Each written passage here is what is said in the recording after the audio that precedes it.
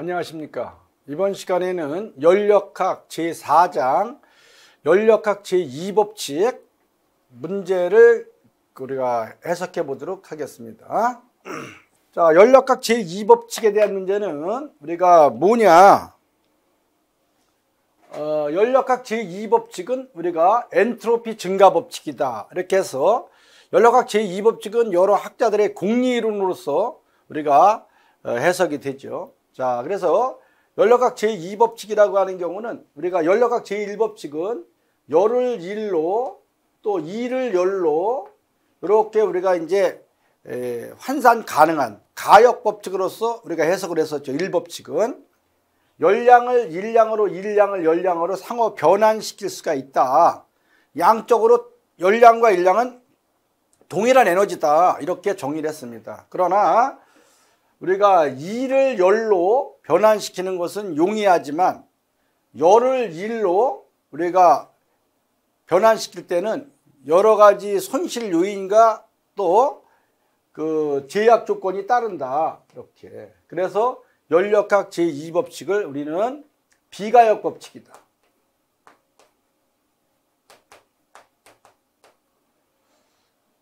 또 우리가 열이라고 하는 경우는 온도차가 있을 때 고온에서 저온으로만 흐른다. 방향성을 제시한 거예요. 방향성. 자, 그래서 비가역 법칙이다 또는 방향성을 제시한 법칙이다.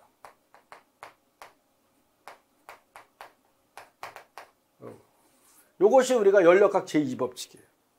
그래서 비가역 변화라고 하는 경우는 우리가 에너지 손실, 다시 말하면 무효 에너지가 우리가 커진다는 것을 의미하기 때문에 비가역 변화인 연력학 제2법칙을 우리는 엔트로피라는 상태량을 우리가 정의도 하지만 여기에서 엔트로피 증가 법칙이다 이렇게. 왜?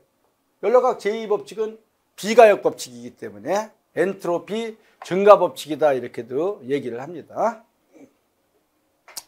자, 그러면은 거기 보시게 되면 연력학 제2법칙에 대해서 우리가 해석을 할 때 엔트로피 증가 법칙이다 이렇게 얘기를 하고 거기 보게 되면 우리는 여러 학자들의 공리이론 중에서 우리가 클라우지우스라는 학자,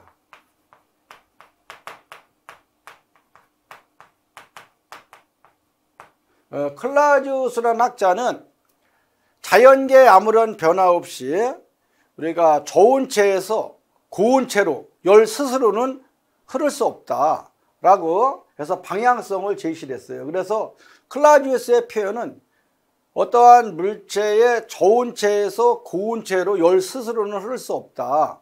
그럼 냉동기 같은 경우에는 저온에서 고온으로 다 열을 이동을 시켜서 시스템 내의 온도를 차게 하는 것을 우리가 목적으로 해서 우리가 사용되죠.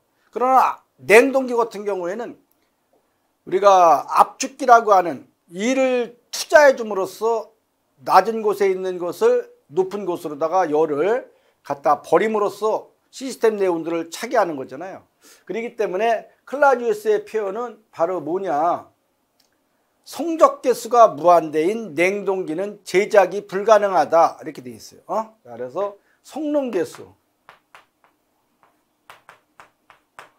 성능계수가 무한대인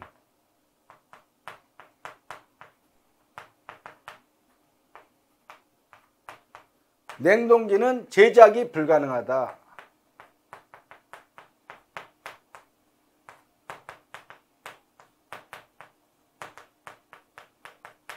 의미다. 이렇게 알아두시면 돼요.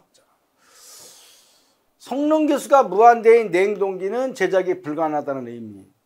다시 말하면 외부에서 일을 투자하지 않고 열 스스로는 저온에서 고온으로 흐를 수 없다 그랬죠. 그렇기 때문에 우리가 보통 이 성능계수, 이제 냉동기 성능계수,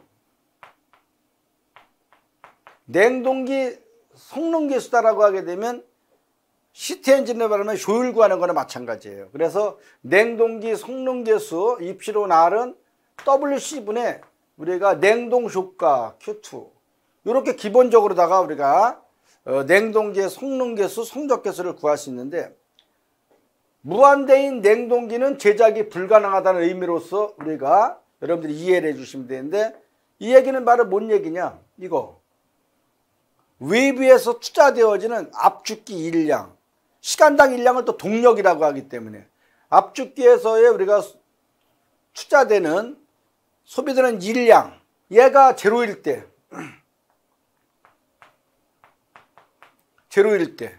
우리가 수학적으로 0분의 1은 우리가 무한대가 되잖아요. 이렇게. 자, 그래서 외부를 투자하지 않고는 여기에서 냉동기의 목적을 실현할 수가 없다 하는 겁니다. 자, 그래서 얘가 제로이면 외부에서 일을 투자하지 않고 압축기 소비일이 제로이면 우리가 입실온 R가 무한대인 조건을 우리가 만족시킬 수 있는데, 얘가 제로이면 무한대 조건을 만족시킬 수 있는데, 반드시 냉동기가 작동하기 위해서는 외부에서의 일을 필요로 한다. 그래서 얘가 제로가 될 수가 없기 때문에 반드시 일을 투자해 줘야 되기 때문에 냉동기의 속능계수는 무한대가 될 수 없다. 이렇게 우리가 이해를 하시면 되겠습니다. 그 다음에 두 번째는 우리가 여러분들 책에는 켈빈 플랭크라는 학자의 또 표현이 있어요. 켈빈 플랭크.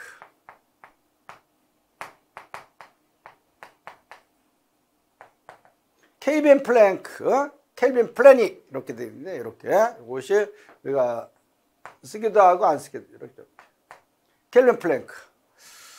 이거는 우리가 이제 이 사람은 이 클라우지우스라는 것은 냉동기에 대해서 우리가 주로 의미적인 해석을 표기한 거고, 켈빈 플랭크는 시트 엔진,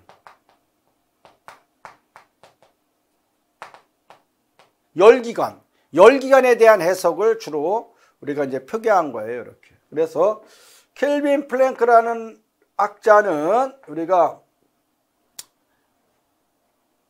열기관이 일을 행하기 위해서는 반드시 고열원과 저열원을 필요로 한다. 다시 말해서 어떠한 시트 소스를 열을 갖고서 일을 얻고자 했을 때는 반드시 손실되어지는, 우리가 버려지는 열량, 이건 저온체에서의 우리가 버려지는 열량을 우리가 반드시 존재한다. 이러한 것이 우리가 켈빈 플랭크의 표현이에요. 그래서 요거는 단일 열원 시스템에서 외부로부터 열을 받으면서 동시에 온도를 떨어뜨리지 않고 전부 다 일로 행할 수 있는 기간은 있을 수 없다라고 하는 거예요. 만약에 어떠한 시트소스 단일 열원 저장소에서 외부로부터 열을 받으면서 동시에 그 열을 전부 다 일로 변환시킨다면 Q는 W, 효율이 100%인 기간도 있을 수 있는 건데 실제로는 그렇지 않다. 그래서 열기관이 일을 행하기 위해서는 반드시 두 개의 열원을 필요로 한다. 동시에 두 개의 열원. 얘가 고열원이에요. 고열원. 높은 열원에 이렇게, 또 저열원 이렇게. 고열원이라는 것은 높은 열원에서 여기에서 우리가 이제 고열원의 열량을 갖다 Q1이라고 하고 저열원의 열량을 Q2라고 하게 되면 이렇게 어떠한 시스템의 두 개의 열원, 그래서 여기에서 이렇게 우리가 열을 전달시키면서 여기에서 우리가 E를 얻는 거다. 이렇게 W 네트. 열기관이라는 것은 이래요. 열기관이 E를 얻기 위해서는 반드시 두 개의 열원을 필요로 한다. 고열원과 저열원, 높은 열원과 낮은 열원. 그래서 정미일량은 뭡니까? 정미일량은 얘는 Q1-Q2, 투자한 거에서 버려진 것을 뺀, 그것이 우리가 이제 기계적인 일, 정미일, 네트워크, 요렇게 되는 거죠. 네트워크. 이렇게. 그래서 Q2 요거가 제로일 수 없다. 버려지는 열량, 손실되어지는 열량이 제로일 수는 없다라고 하는 것이 우리가 여기에서 주제해야 될 우리가 사실이다. 이렇게 알아두시면 되죠. 자, 그 다음에 거기에서 보게 되면 우리가 세 번째 또 학자의 표현은 뭐라고 되어 있어요. 거기에서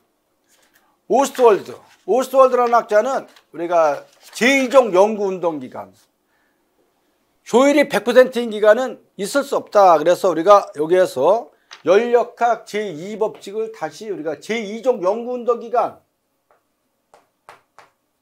제2종 연구운동기간을 부정하는 법칙이다. 이거야, 부정한다. 이렇게. 제2종 연구 운동 기간이라고 하는 경우는 쉽게 말해서 효율이 100%인 기간이나 마찬가지예요. 그런데 이런 경우는 실제로 우리가 있을 수 없다라고 하는 것이 열역학 제2법칙이야. 그래서 열역학 제2법칙은 열기간이나 냉동기에 대한 우리가 열역학을 배우는 궁극적인 목적인 성능계수 또는 효율, 이러한 것을 우리가 해석하기 위해서 정리한다, 이렇게 보셔도 돼요. 그래서 일단은 열역학 제2종 연구운동기간은 효율이 100%인 게 아닌데 효율.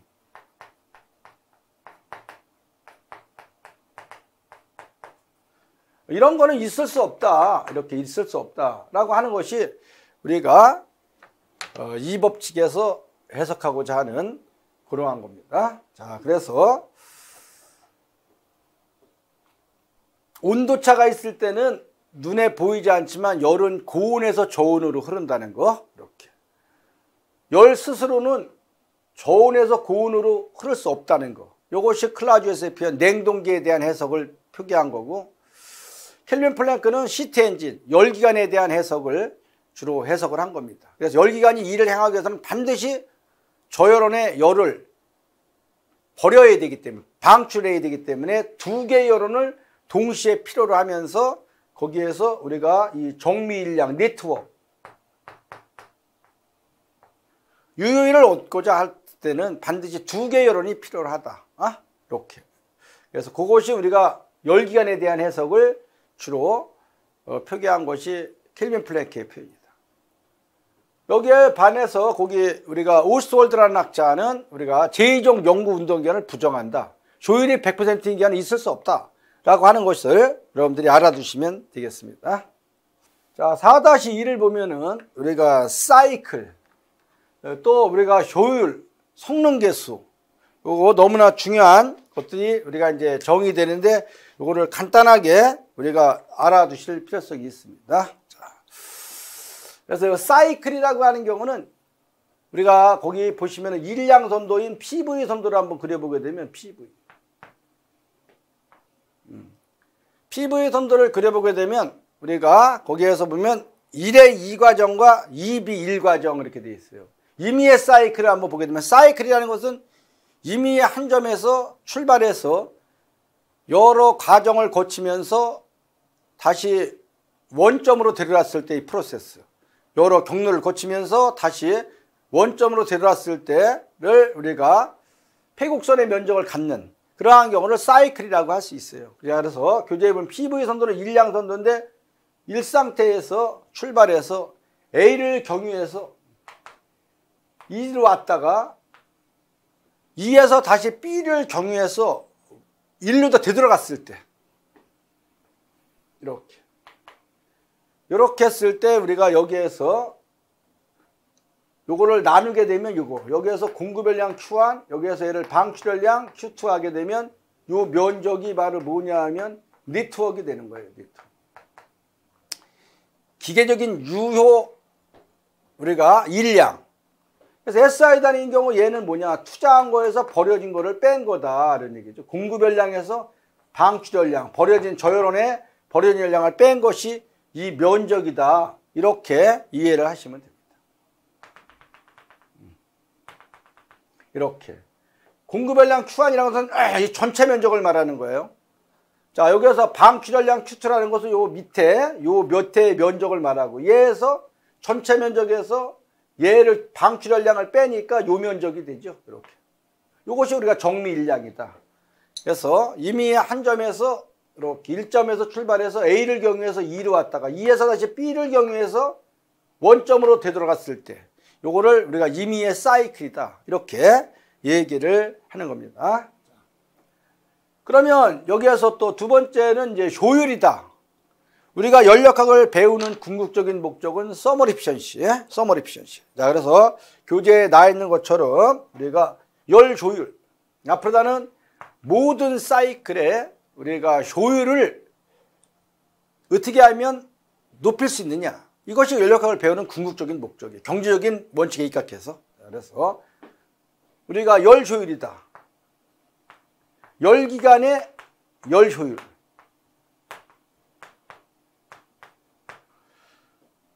우리가 시트 엔진 오브 서머 에피션시 이렇게 해서 이 기호를 갖다가 우리가 이타로 씁니다. 이타 이렇게 이타. 이거는 열 효율을 나타내는 기호예요. 이렇게. 그러면 우리가 여기에서 뭐 대문자로 쓰면 전체 열량, 소문자로 쓰면 1kg에 대한 열량 이렇게 쓰는데 일단은 열 효율 이타 여기에서 이타는 우리가 먼저 공급 열량 Q1 또는 이제 이렇게 작업유체 1kg에 대한 경우는 소문자 Q1으로 해서 하점자 Q1이나 Q1은 이거는 공급 열량을 말하는 거예요. 공급 열량. 공급 열량 이렇게. 그 다음에 Q2. Q2는 우리가 이제 방출열량을 말하는 거예요. 방출열량.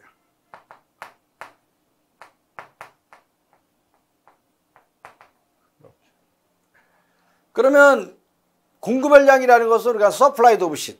그 다음에 방출열량이라고 하는 경우는 저열원에 버려지는 열량을 말하기 때문에 자 투자한 거에서 버려진 걸 뺀 것이 바로 열기관에서 우리가 아까도 말했지만 여기 정미 이렇게 일량에 상당하는 거. 그래서 네트워크는 유효에너지나 마찬가지죠. 어베이러블 Q나 마찬가지죠. 얘는 공급열량 빼기 방출열량 이렇게 되는 거죠.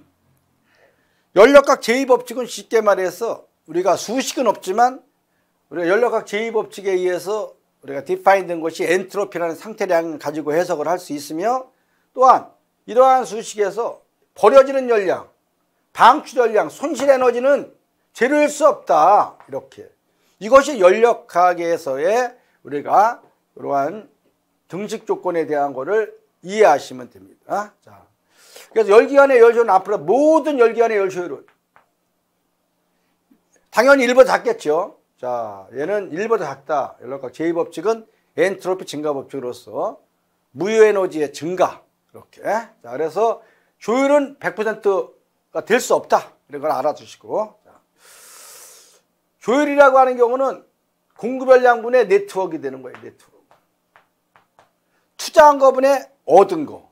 자, 그럼 요거 얘기는 다시 듣게 되면 Q1분의 정미일량이라는 것은 투자한 거에서 버려진 열량을 뺀 거다. 이렇게. 그럼 얘는 1 이렇게 되죠. 1-Q1분의 Q2. 그래서 모든 열기관의 열효율은 여기서부터 출발하는 거예요. 이렇게. 요걸 갖고서 우리가 이제 논하는 거다. 그러면 작업유체를 1kg이라고 가정했을 때 그걸 소문자 Q1, 소문자 Q1, 소문자 Q1-Q2, 1-Q1분의 Q2 이렇게 해도 우리가 똑같은 겁니다. 자, 그래서 요거를 잘 머릿속에 기억해요. 이것이 우리가 열 효율을 구하는 일반 공식. 연력학 제2법칙은 여기에서 Q2 요것이 제로일 수는 없다. 얘가 제로이면 어떻게 돼요? 효율이 100%가 되기 때문에 연력학 제2법칙에 모순되는 겁니다. 자, 그래서 요 Q2가 제로일 수는 없다. 반드시 Q2는 존재한다. 이렇게 이해를 하시고 요거를 잘 암기를 하셔서 앞으로 모든 사이클의 효율은 여기서부터 출발하는 거예요. 이렇게. 여기서처럼 이거를 이제 전체치적으로 하게 되면 대문자로 쓰면 되는 건데 요거는 비적으로 했기 때문에 단위 질량당 치적이기 때문에 뭐라 그랬어요? 요거는 일반식을 갖다가 책에 더 이렇게 쓸 수 있어요. 열 효율은 1-Q1분의 Q2. 요렇게 해도 우리가 똑같은 겁니다. 이렇게. 이거를 잘 여러분들이 알아두시기 바라고. 자. 그래서 거기 이제 4-1번 공식 너무나 중요한 겁니다. 그래서 그거를 잘 기초로 알아두시고.